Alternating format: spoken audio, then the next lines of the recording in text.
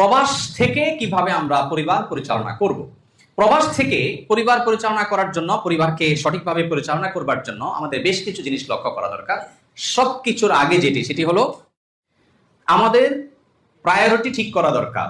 আমি আমার পরিবারকে দুধে ভাতে রাখার জন্য বিদেশ গিয়েছি, প্রবাসে পাড়ি জমিয়েছি, খুব ভালো কথা। আর এটা ভালো কাজও, কারণ নবী করিম সাল্লাল্লাহু আলাইহি ওয়াসাল্লাম বলেছেন, তুমি তোমার স্ত্রীর মুখে যে খাবারটা তুলে দিচ্ছ এটাও কি হয়? সাদাকার সওয়াব হয়। সো আপনি যে বিদেশে গিয়েছেন আপনার পরিবারের একটু সুখের জন্য, এর কারণ আপনি আল্লাহর কাছে কি পাবেন? সওয়াব পাবেন, সাদাকার সওয়াব পাবেন ইনশাআল্লাহ। কিন্তু পরিবার দুধে ভাতে থাকুক, এই চিন্তাটা আমরা যতটা করি তার চাইতে বেশি চিন্তা করা উচিত আমার পরিবার যেন জাহান্নামের আগুন থেকে রক্ষা পেতে পারে। এইটাতে যে লাভটা হবে সেটা হলো আপনি স্বয়ংক্রিয়ভাবে একটা আদর্শ পরিবার পেয়ে যাবেন।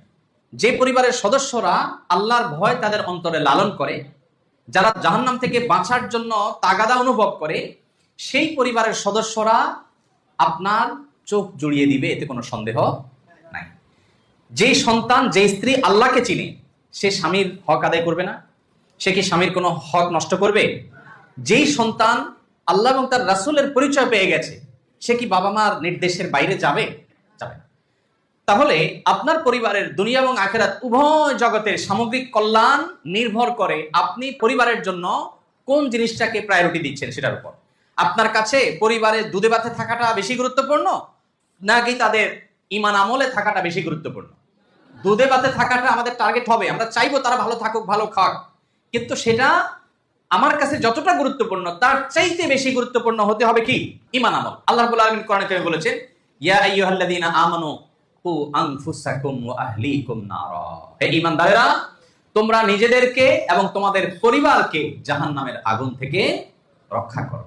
দুনিয়া কয়দিনের? দেখতে দেখতে শেষ হয়ে যায়, তাই না? অনন্ত অসীমকালের জান্নাতে আমাদের একসাথে থাকতে হলে তার জন্য প্ল্যান করতে হবে, সঠিক প্ল্যান। এই প্ল্যানের অংশ হিসেবে আমাদেরকে অনেক কাজ করতে হবে। এর ভিতরে সবচেয়ে বড় কাজটা হলো আপনি একজন, যারা বিবাহ এখনো করেন নাই, তারা একজন জীবন সঙ্গিনী খুঁজবেন এমন যিনি আল্লাহ ভীরু, যিনি মুত্তাকি।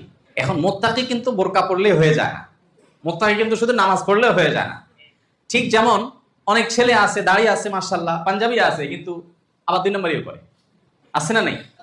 ঠিক একইভাবে একজন মেয়ে লেবাস পোশাক পরলেই মুত্তাকি হয়ে যায় না। একজন ছেলে হোক আর মেয়ে হোক, মুত্তাকির সবচেয়ে বড় বৈশিষ্ট্যের বিষয় হলো তিনি আল্লাহর কাছে নিজেকে পরিপূর্ণভাবে সমর্পণ করেছেন কিনা, সারেন্ডার করেছেন কিনা। এটা যদি কেউ করতে পারেন তিনি মুত্তাকি। এখন এটা বুঝবেন কিভাবে? এটা জটিল, এটা আরেক আলোচনা, বিবাহ কেন্দ্রিক আলোচনা। আমি শুধু এটুকু বলতে চাই, যারা বিবাহ করেননি অথবা ছোট ভাই ব্রাদার ছেলে মেয়ে বিয়ে করাবেন তাদের জন্য বলছি, জীবন সঙ্গিনী বা পাত্র পাত্রী নির্বাচনের ক্ষেত্রে তারা দিনদার কিনা এটা নিরূপণ করবার জন্য তাদের সবচেয়ে যে বিষয়টি গুরুত্বপূর্ণ যেটা দেখতে হয় সেটা হলো যে তারা আল্লাহর কাছে কতটা নিজেকে সঁপে দিয়েছেন। কোরআন হাদিস শুনছেন, আর কোনো কথা নেই। আল্লাহ বলেছেন, আচ্ছা তাহলে আর কোনো কথা নেই। কোরআনে আছে, হাদিসে আছে, আচ্ছা তাহলে আমার আর কোনো সে নেই। এই সমর্পণ করার মানসিকতা থাকলে সে হলো আসলে মুত্তাকি। আর মেয়েদের ক্ষেত্রে সবচেয়ে বড় বৈশিষ্ট্য হলো অল্পে তুষ্ট থাকা, আলহামদুলিল্লাহ বলতে পারা, চাহিদা না থাকা, যে আমি ডিমান্ড না, অন্য মেয়েদের সাথে আমি কম্পেয়ার করবো না, এটা হলো তাদের সবচেয়ে ভালো গুণ। আর ছেলেদের ক্ষেত্রেও, পাত্র নির্বাচনের ক্ষেত্রেও, যেহেতু এখানে আপনারা সবাই ছেলে, অতএব আপনাদের জন্য মেয়েদের কথাটা বেশি করে বলা, ছেলেদের ক্ষেত্রেও এরকম মুত্তাকির বিভিন্ন প্যারামিটার আছে যেগুলো দেখে আমরা আসলে ভালো মানুষ নির্বাচন করব।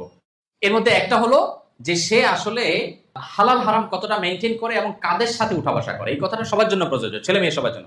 বন্ধু সার্কেল দেখে বোঝা যায় সে আসলে মানুষটা কেমন, অনুমান করা যায়। এই জন্য পাত্রপাত্রী শুধুমাত্র চেহারা ছবি, শুধুমাত্র পয়সা আলা কিনা, শুধুমাত্র নামি খানদানি কিনা, শুধুমাত্র লেবাস পোশাক আছে কিনা, এগুলো না দেখে তার লাইফস্টাইল, সে যাদের সাথে চলাফেরা করে, সে কতটা সহনশীল, সে কতটা ধৈর্যশীল, তার ভিতরে কতটা তুষ্টি আছে, তার ভিতরে খবর কতটা আছে, এই জিনিসগুলো বেশি গুরুত্বপূর্ণ। যাই হোক, সেটা বিবাহ কেন্দ্রিক আলোচনা। তো পরিবার তারা যদি মুত্তাকি হোক এটা আপনি চান, তাহলে আপনাকে অনেকগুলো স্টেপ অবলম্বন করতে হবে, অনেকগুলো পদক্ষেপ নিতে হবে, যেগুলো নিলে আপনার পরিবার মুত্তাকি হয়ে উঠবে ইনশাআল্লাহ। এক্ষেত্রে আরেকটা হাদিস উল্লেখ করতে পারি, এখানে আছে, নবী করিম সাল্লাল্লাহু আলাইহি ওয়াসাল্লাম বলেছেন, আলা কুল্লুকুম রাইন ওয়া কুল্লুকুম মাসউলুন আন রাইয়াতিহি। তোমাদের সবাই দায়িত্বশীল এবং সবাই যার যার দায়িত্ব সম্পর্কে জিজ্ঞাসিত হবে। অতএব আমরা সবাই পরিবারের দায়িত্বশীল, প্রত্যেকটা মানুষ পরিবারের দায়িত্বশীল। এই হাদিসের শেষ অংশে আছে, নবী করিম সাল্লাল্লাহু আলাইহি ওয়াসাল্লাম বলেছেন, একজন পুরুষ তার পরিবারের সদস্যদের সবার ব্যাপারে তিনি দায়িত্বশীল, কিয়ামতের ময়দানে এদের ব্যাপারে জিজ্ঞাসাবাদের মুখোমুখি হবে।